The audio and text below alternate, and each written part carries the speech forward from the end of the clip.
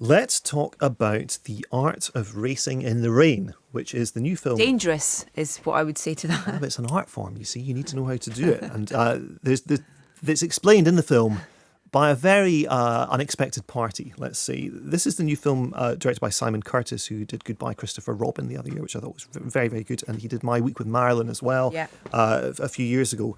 It's adapted by Mark Bombach from a novel which was very popular in the United States, but I hadn't heard of before at all before walking into this. In fact, I didn't even realise it was adapted by a novel until seeing the end credits. It's a novel about a struggling racing driver who's played by Milo Ventimiglia, who meets a wonderful woman played by Amanda Seyfried, who is a pretty teacher whose parents are loaded, and they have an adorable daughter together, and he's pursuing this dream of being a Formula One driver, certainly a very high status driver, but he's struggling to strike the right work-life balance. He has to confront illness and tragedy in his personal life. There's this acrimonious lawsuit with his in-laws, which becomes very torturous. There's heartbreak. All of these very melodramatic themes. The twist is that his life story is narrated by his pet golden retriever. What? Who is voiced by Kevin Costner. What? Now, in order to hear how this works, and I use the term works advisedly, here's a clip. Enzo, this is Eve. Hi, Enzo. How you doing? My first impression of Eve was as complicated as the scents in the air. Not really much of a dog person. A melange of produce, shampoo, and pheromones. Yeah, well, he's more person than dog. Denny was clearly taken with her grooming. She probably bathed every day for all I knew. Does he always stare at people like this? If he likes them. So, are you a chef or something? No, I teach English as a second language, and one of my students is Thai, and she made this curry that was incredible. Hey, but it looks like you have to go. So, no, it it's was nice to into meet it. Hey. you. Come here, come on. Hey, Eve.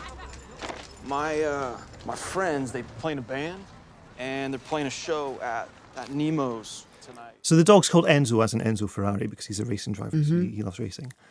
I think that clip pretty well summarises how completely deranged this idea is. What is Kevin Costner doing with his voice? I was just waiting going, Hive, sausages. Do you know what I mean? It's like, What's that, Shaggy? yeah, exactly. Yeah, so I've got to say quickly, I saw the trailer for this the other day when the kids and I went to see Angry Birds 2. And my 6-year-old, who pretty much will watch any film with a dog in it, was like, that looks rubbish. So this is, and it's being positioned as a family film. I think it's a PG certificate, so it's fairly, with the trauma and the upset and the heartbreak aside, it's written for a family audience. I think what I really struggled to get my head around with this isn't Marley and Me, where the dog is the point of the film. This is the dog that is the absolute core of that family, and takes them through highs and lows and everything in between. And it's not A Dog's Purpose. Do you remember A Dog's Purpose? It came out, I think it was last year or the year before. And it was the film about the dog that keeps being reincarnated. Yes, so you have I this remember dog that basically dies 5 times over the course of the film. Comes back as a terrier. Because there's nothing really more easy to upset an audience with than killing a dog. So this film just dreams up an excuse to kill off the dog 5 times. And of course, I was in bits. Terrible film, still in bits at the end of it. But so it's not like either of those films. The dog is completely incidental to the storyline. He really plays no role in it other than this kind of grumbling observer. It's almost as if you're watching this sort of 1980s aspirational soap opera and Kevin Costner is sitting beside you in the cinema muttering throughout.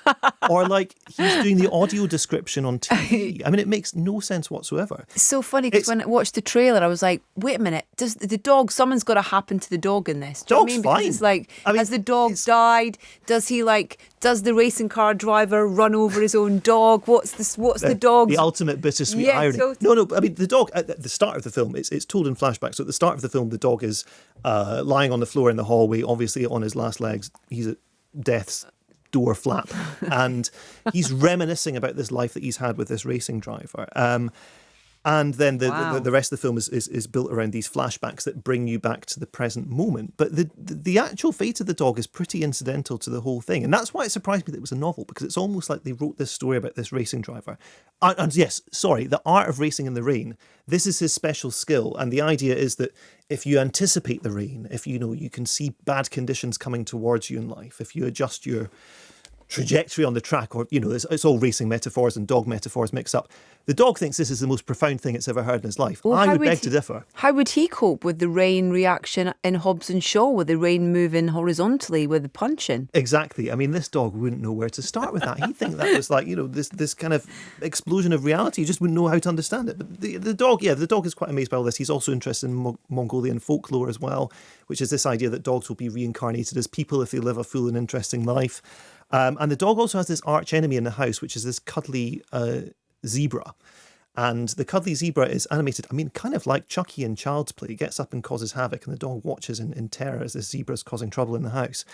And so the zebra's not, is it it's a cuddly toy, it's a cuddly but it's toy animated, zebra, but the dog sort of hallucinates that the zebra causes trouble. It's the dog's enemy, the toy. And this is exactly the kind of thing that I can imagine working on the page, but on the screen.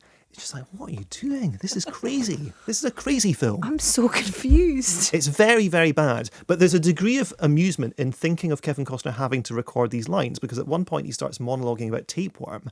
And that's, in the context of the film, rubbish. But then imagine Costner in the voice booth. Kevin, can we get another take on the tapeworm? No, you're finished? Okay, we'll see you. Okay, fine. See you next week.